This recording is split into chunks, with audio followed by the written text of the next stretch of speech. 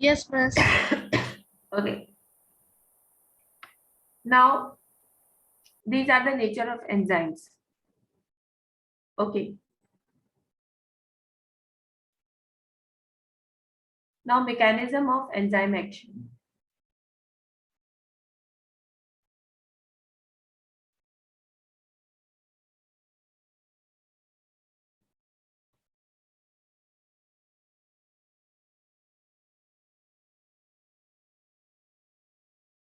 Yes.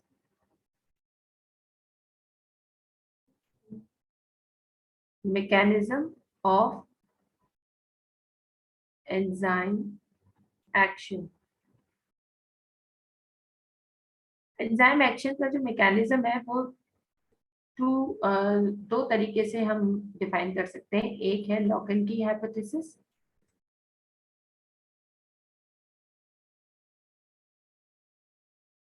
PG ये आपने और बताया था एंजाइम स्पेसिफिक। हाँ, टारगेट स्पेसिफिक बताया था। अच्छा, लॉकन की हाइपोथेसिस, और दूसरा है इंड्यूस फिट मॉडल। मैम हमारे कोर्स में तो लॉक इन की हाइपोथेसिस है ना। हाँ, लेकिन इंड्यूस फिट मॉडल जो है वो बताना जरूरी है, क्योंकि जब हम टेम्परेचर के और से रिलेटेड ग्राफ्स आते हैं ना, और हाई टेम्परेचर, इनएक्टिव, एक्टिव और डी नेचर के जो ग्राफ्स आते हैं, तो उसके अंदर इंड्यूस फिट का पता होना बहुत जरूरी है। भले एक्सप्लेन ना करें, लेकिन आपका कंसेप्ट क्लियर होगा ना, तो आप जल्दी से पहचान लेंगे कि एंजाइम डी नेचर हुआ है या इनएक्टिव है। ठीक है। अच्छा, सबसे पहले हम पढ़ेंगे लॉकन की हाइपोथेसिस। और एक और बात भी बता दूं, लॉकन की हाइपोथेसिस जो है इसको अब जनरली अप्रूव नहीं किया जाता।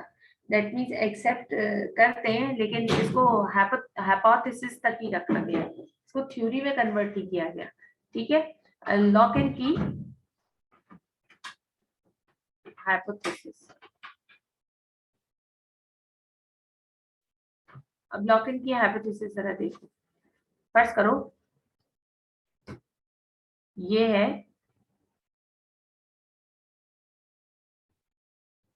सबस्ट्रेट,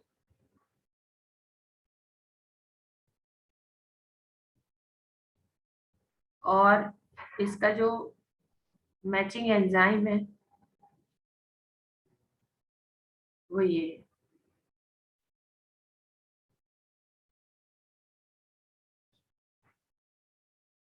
ठीक है। अब ये बनाएंगे एंजाइम सबस्ट्रेट कॉम्प्लेक्स।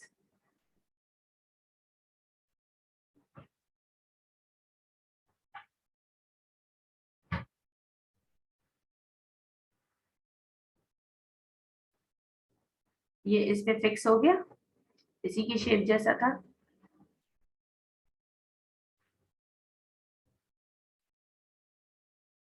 ठीक है।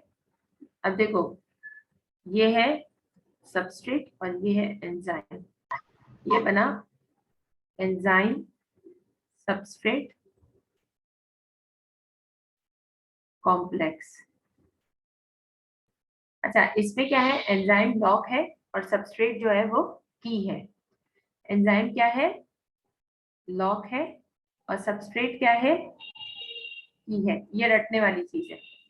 अच्छा, जो एंजाइम है उसके ऊपर बहुत सारी एक्टिव साइट्स हैं जो कि सबस्ट्रेट के शेप में फिट इन हो रही हैं। ये लॉकन की हाइपोथेसिस के मुताबिक है।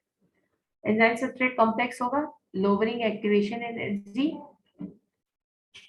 बाय टॉर्क,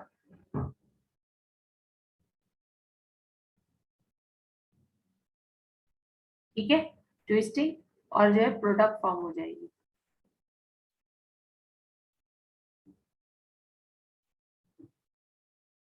ये मैंने कैटाबॉलिक प्रोडक्ट बना दी। ठीक है। और एंजाइम जो होगा वो एज इट इज बाहर आ जाएगा without any change in composition.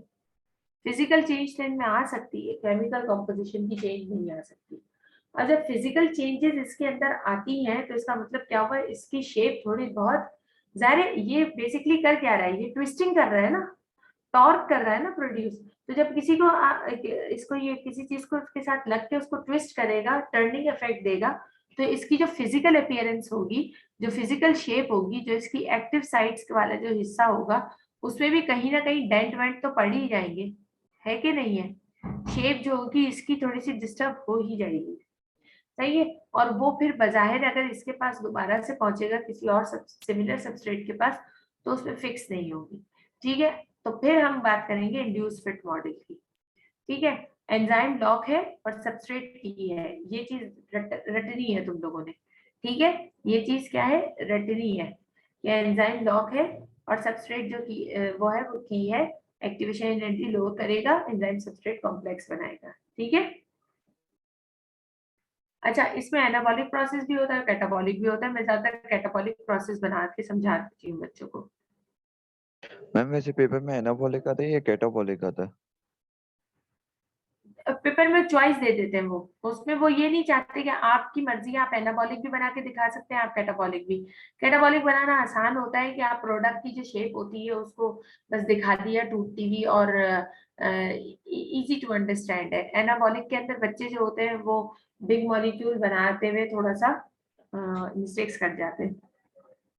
जैसे एग्जामिनर को ये अंदाजा होता है कि बच्चे का कंसेप्ट ठीक नहीं है ना, ऐसी कोई चीज करे ही नहीं पेपर में जिससे आपको ये, एग्जामिनर को ये पता, वो नंबर का उतने ही रहेगा डायरेक्ट जिसके जो होंगे डिजर्विंग, लेकिन ये कि उसको जो है ना अंदाजा हो जाता है कि बच्चा पढ़ के आया है या बस ऐसे तुक्के लगा रहा है।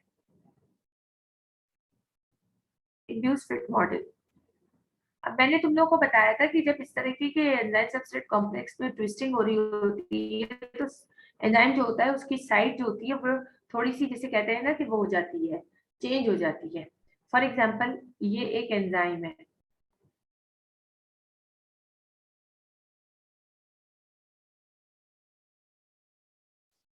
और अब जो है क्या कहते हैं, दोबारा से वही वाला सबस्ट्रेट आया, ये वो वाला एंजाइम आया है जिसकी साइट थोड़ी सी, एक्टिव साइट चेंज हो चुकी है due to twisting and reaction. अब सिमिलर एक और सबस्ट्रेट आया, अब सबस्ट्रेट जो है उसका तो कोई कसूर ही नहीं है, वो तो अपना जो उसकी एक्टिव साइट है वो लेके इसके पास पहुंच गया। अब यहाँ पे ये जो है ना, ये फिक्स नहीं हो सकता इस पे, है ना, नहीं हो सकता है ना।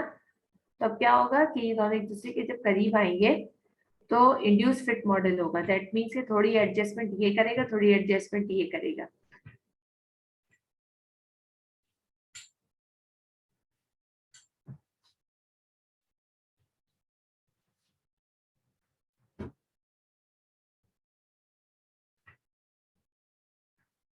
ये अपनी शेप को थोड़ा सा चेंज कर लेगा कि इसके बिल्कुल इसके अंदर फिट हो जाए, ठीक है। तो ये हो गया, ये हो गया सबस्ट्रेट, और ये हो गया एंजाइम, एंजाइम सबस्ट्रेट कॉम्प्लेक्स, और फिर आगे जो होगी वो प्रोडक्ट बन जाएगी।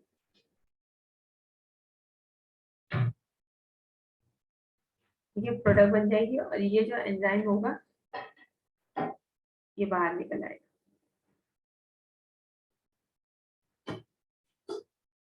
सही। अच्छा, अब ये होता है कि जो है इंड्यूस फिट मॉडल के अंदर एंजाइम जो होते हैं वो अपने आप को एडजस्ट करते हैं सबस्ट्रेट के साथ ना, तो इनकी जो एक्टिव साइट होती है वो भी क्या होती है, वो एडजस्टेबल हो जाती है, ठीक है।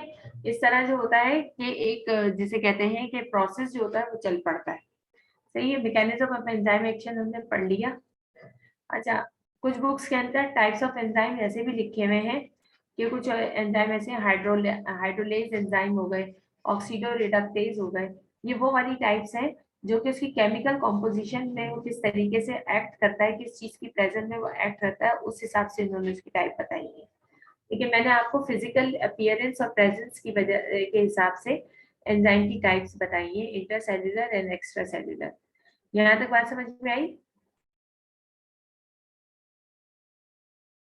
अच्छा, सबस्ट्रेट,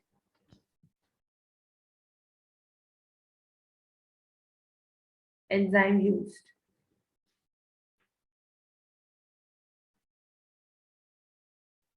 starch, amylase, maltose,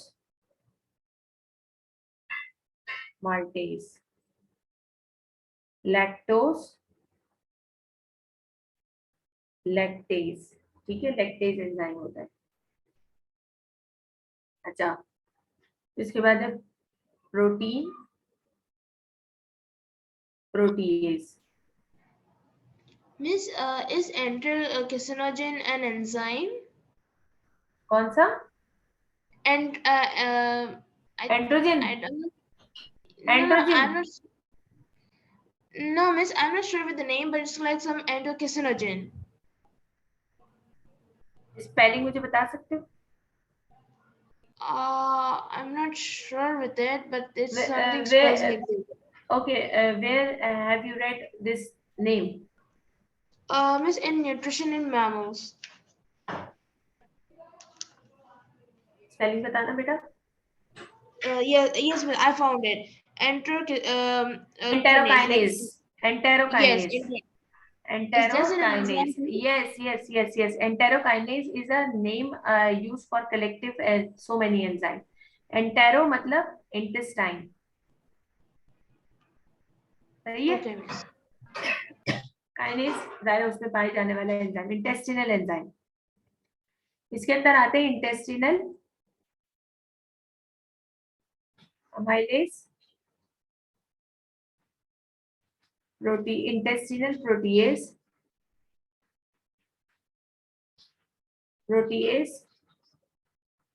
जिसके अंदर trypsin, erepsin and so many other. ठीक है, और इसी तरह इंटेस्टिनल लाइपेज।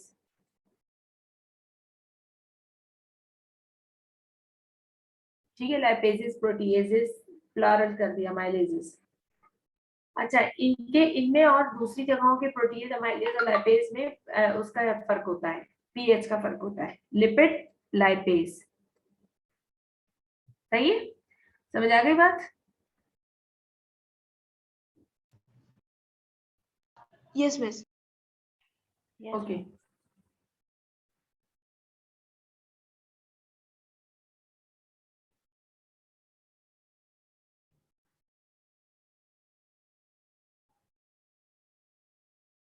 अच्छा, अब जरा रुको, हम थोड़ा सा बुक को भी देख लेते हैं कि हमारी बुक के अंदर क्या लिखा हुआ है, ताकि जब तुम रीडिंग मटेरियल के लिए लेके बैठो बुक को, तो तुम लोगों को अंदाजा हो कि तुम क्या पढ़ रहे हो। वेट करो, क्योंकि वैसे भी हमारे पास अब जो है टाइम हार्डली 4 मिनट्स रह गए, है ना? तो अभी जो है ऐसा करते हैं कि बुक को भी थोड़ा सा देख लेते हैं। अच्छा, मॉक्स जो है सिर्फ 2-3 बच्चों के हो रहे हैं। नीचे मेरी असेसमेंट हो रही है, तो इसके बाद अगले हफ्ते मॉक्स होंगे, 2 हफ्ते के बाद फिर मॉक्स मैम होंगे। हमारे भी अगले हफ्ते मॉक्स हैं। हाँ, देखा, बेचारे अगले हफ्ते मासूम बच्चों के ऊपर जो है ना अब स्कूल वाले जुल्म की इंतहा करेंगे। मैम बस कर दें, आपने कल बोला था आपने अपने बच्चों को साथ हाँ ना, यही किया। हाँ ना, मैं भी तो करूँगी, मैं भी तो इंतजार में बैठी हुई हूँ कि बस जल्दी से डेट शीट बन के आए हो मैं बच्चों को पकड़ूं। अच्छा, मेरी पता है कोशिश होती है मैं पेपर मुश्किल से मुश्किल बनाऊं, बच्चा अटके उसमें, रुके, हलवा पेपर नहीं इसमें बनाती मैं। मिलेगा क्या मैम? इससे मिलेगा क्या? इसमें एक दिली तस्कीन मिलती है मजाक कर रही हूँ। मैम टीचर्स बहुत एक्चुअली ईगो रहती हैं। एक्चुअली पता है क्या, अभी यहाँ पे मेहनत करवाएंगे ना, यहाँ पे बच्चे को पढ़ा देंगे ना, आगे जाके उसके लिए जो है ना खुद ही आसानी हो जाएगी।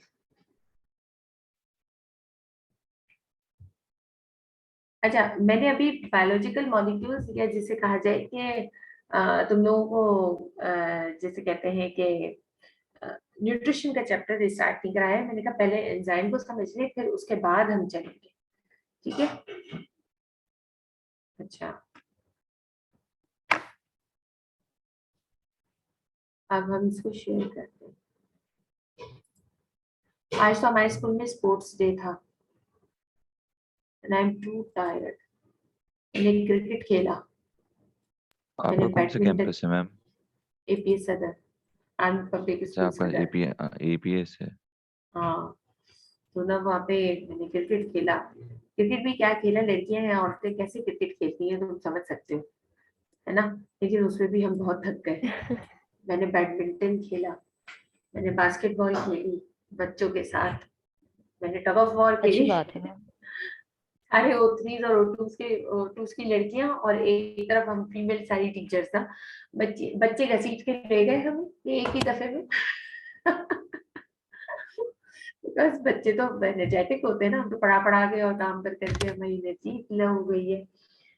और इसी तरीके से जो बॉयज विंग था उसके अंदर मेल जो टीचर्स थे उनकी और लड़कों की जो है ना, जो O3s और O2s O1s के बच्चे थे उनकी टग ऑफ वॉर हुई थी। तो उसमें फिर भी था कि बच्चे जो थे ना लड़के, उनको टफ टाइम दिया था मेल टीचर्स ने ना। है। अच्छा भाई, तो अब ये देखो एंजाइम ना, अब एंजाइम के अंदर definition of catalyst and enzyme, the importance of enzyme in living organism, specific nature of enzyme, effect of pH and temperature of enzyme activity, complementary shape of enzyme and substrate, that is Locke-Key hypothesis, description of enzyme action, active site, explanation of effect of temperature, pH and enzyme molecules specificity। देखो इसमें से तकरीबन हमने जो है 60% portion जो है वो कवर कर लिया है। ये वाला पोर्शन हमने कवर कर लिया और इम्पोर्टेंस ऑफ एंजाइम आखिर में मैं पढ़ाती हूँ। स्पेसिफिक नेचर ऑफ एंजाइम हमने पढ़ लिया। Effect of pH and temperature, ये जब factors affecting on the rate of enzyme activity हम पढ़ेंगे तब पढ़ेंगे। कॉम्प्लीमेंट्री शेप एंड यानी लॉक-इन की हाइपोथेसिस हमने पढ़ लिया है। डिस्क्रिप्शन ऑफ एंजाइम एक्शन हमने पढ़ लिया है। एक्टिव साइट्स के बारे में पढ़ लिया है। ठीक है, तो अब देखते हैं इसमें। एक minute. Enzyme action, how an enzyme molecules might work or joint to other molecules together or to form more complicated substances, that is the product. The example of enzyme controlled reaction such as this is joining up of two glucose molecules। ये देखो इसमें two glucose molecules जो हैं उनको जो है join किया गया है। ठीक है, molecules to form molecule of maltose, यानी कि दो ग्लूकोज के मॉलिक्यूल जब मिलते हैं तो वो एक बड़ा मॉलिक्यूल क्या बना देते हैं, माल्टोज बना देते हैं। माल्टोज जो होता है वो बेसिकली जब कंबाइन करेगा तो वो स्टार्च बना देगा। एकदम से स्टार्च नहीं बनता, पहले ओलिगो सैकराइड्स बनते हैं और फिर उसके बाद स्टार्च बनता है। ठीक है, you can see that the enzyme and substrate molecules have complementary shapes, that means adjacent pieces of jigsaw। that means इन्होंने ये कहने की कोशिश की है कि जो है ना, जैसे आपके घर में लेगो होते हैं तो वो स्पेसिफिक पीस स्पेसिफिक साइट से ही अटैच होता है। So they fit together. Other substrate molecules would not fit into the enzyme as they would have the wrong shape and the active site. ठीक है,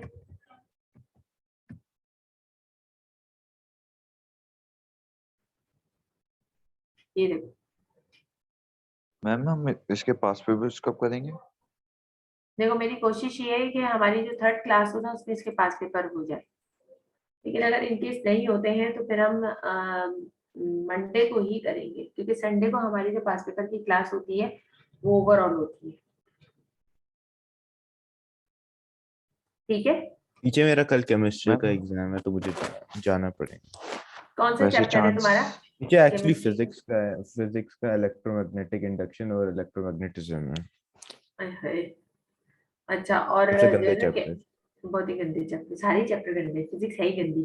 अच्छा, वो जाएगी कहते हैं मैम केमिस्ट्री फिजिक्स का अच्छा कौन है, सा? आपने बस इसको अच्छा, मैं फिर तुमसे पढ़ूंगी, सही है? तुम एक दिन जो है ना मेरे साथ ऑनलाइन करना फिजिक्स की, सही है? मैम आपको इतना तो अच्छा मुझे, पढ़ाऊंगी आपको अच्छा लगने लगेगा। हाँ सच्ची में कसम से, सही है। और जो है ये कहते हैं केमिस्ट्री का अब्दुल रहमान तुम्हारा कौन से चैप्टर का टेस्ट है? जी केमिस्ट्री परसों है, उसमें मेटल्स है, एल्कीन्स है, ऑर्गेनिक केमिस्ट्री पूरा। Oh wow, double bond, saturated unsaturated, double bond, जी ट्रिपल बॉन्ड, सिंगल बॉन्ड, और जिसे कहा जाए कि फैट से अल्कोहल कैसे बनते हैं, ग्लिसरॉल कैसे बनता है। हाँ, कितना मजे का चैप्टर है ना। अच्छा, आप देखो इसके अंदर क्या है कि दो मॉलिक्यूल्स हैं, एनाबॉलिक प्रोसेस हो रहा है, कंबाइन कर रहे हैं। ठीक है, और इस तरीके से एक बड़े मॉलिक्यूल बन रहे हैं और ये एंजाइम जो है वो एज इट इज बाहर निकल गया।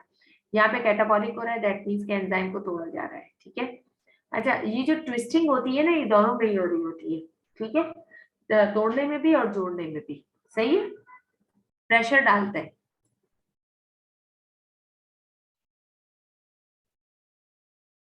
अच्छा, अब देखो ये एंजाइम एक्टिविटी इन पीएच। ठीक है, अब जैसे पेप्सिन है वो pH 2 यानी एसिडिक एनवायरनमेंट में ही काम करेगा, जबकि मोस्ट एंजाइम जो होते हैं वो acidic towards basic in between neutral environment जो होते हैं वो बहुत ज़्यादा एक्टिव होते हैं, और इंटेस्टिनल और पैंक्रियाटिक एंजाइम्स जो होते हैं वो बेसिक एनवायरनमेंट में एक्टिवेट हुए हुए होते हैं।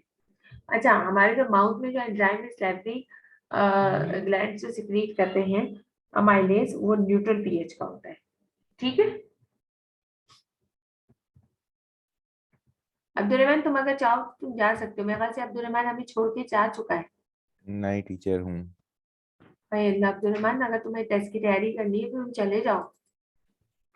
टीचर कितनी देर क्लास चलेगी अभी? बस 1 मिनट और, बस मुझे इनको इस इन पेजेस के जो है ना शक्ल दिखानी है इंट्रासेल्युलर एक्स्ट्रासेल्युलर एंजाइम के बारे में, और जो है ना ताकि मैं अब मजीद आगे जब क्लास शुरू करूं तो उसमें जो है ना ये पढ़ के आ जाए इसको थोड़ा सा, और हम इस पे इन्वेस्टिगेशन भी करेंगे। कैटलेस का जो प्रैक्टिकल है ना ये वाला, दिस वन ना, ये तो मैंने आज रखा था, डिजाइन किया था कि मैं लैब में बच्चों को करवा दूंगी, but due to sports day मैं जा नहीं सकी। अब कल जो है ना मैं पोटैटो से भी करवाऊंगी कैटलेस एंजाइम का, और लिवर सेल से भी करवाऊंगी, और लीफ से भी करवाऊंगी, और उसमें हम देखेंगे कि कौन से वाले जो सेल्स हैं उनके अंदर सबसे ज्यादा रेस्पिरेशन हो रही है, जिसकी वजह से ऑक्सीजन जो है वो रिलीज आउट हो रही है।